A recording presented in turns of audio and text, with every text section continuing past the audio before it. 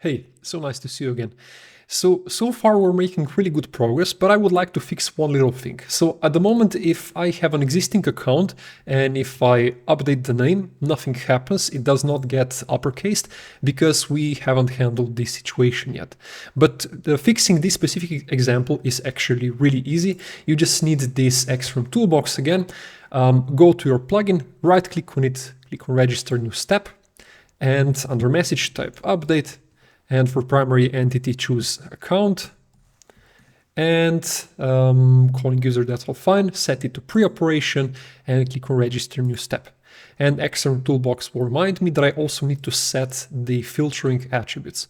Now with the update, it's very important to set this for performance reasons. And filtering attributes just define when to trigger the plugin. So they kind of filter which fields must update for the plugin to trigger.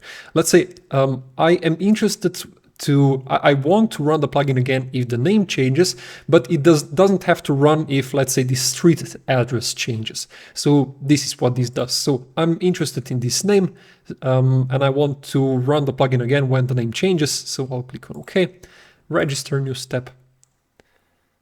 And then I can go back to CRM and try that if it works. And it actually does. So yeah, I hope that was useful and see you in the next one. Cheers.